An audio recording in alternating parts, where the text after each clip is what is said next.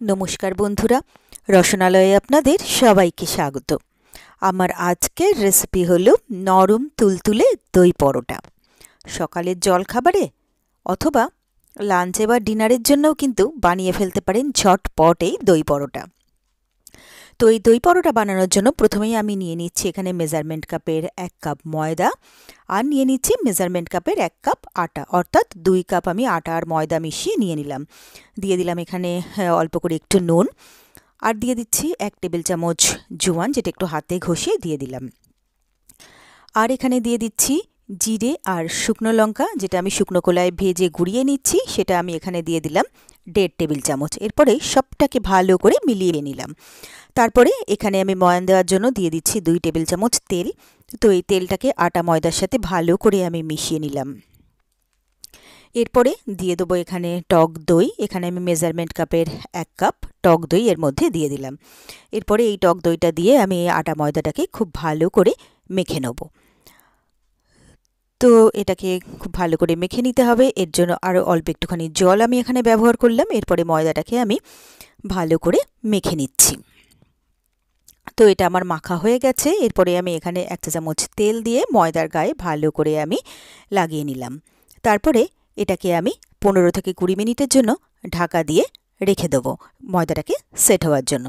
তো 15-20 মিনিট পরে আমি ঢাকনাটা খুলে নিলাম। আরও একবার এটাকে মেখে নিয়ে এর থেকে আমি লেচি কেটে নিচ্ছি। তো এইভাবে একে একে আমি লেচি কেটে নিলাম। এরপরে এগুলোকে আমি একদম গোল গোল করে পরোটা বেলার জন্য রেডি করে নিয়েছি। এরপরে চাকি বেলুন নিয়ে নিয়েছি। এখানে তেল দিয়ে একটা একটা করে লেচি আমি পরোটার আকারে বেলে নেব। তো আমি এখানে 3 কোণা করে পরোটা বেলবো বলে সেইভাবে আমি পরোটাগুলোকে বেলে নিচ্ছি। এখানে আপনারা আপনাদের পছন্দ মতো গোল চৌকো যে কোনোভাবেই পরোটা বানিয়ে নিতে পারেন। তো আমি এখানে এইভাবে একটা একটা করে পরোটা বেলে নিলাম। এদিকে আমি গ্যাসে বসিয়ে দিয়েছি একটা চাটুটা গরম হয়ে গেলে আমি একটা পরোটা ওর মধ্যে দিয়ে দিলাম। এক পিঠটা সেঁকা হয়ে গেলে পরোটাটাকে উল্টে দিলাম। এরপরে আমি আরও একটা পরোটা এর মধ্যে দিয়ে দিলাম। এরপরে এই দুটো পরোটাকে আমি প্রথমে এপিট ওপিট করে খুব ভালো করে সেঁকে নেব।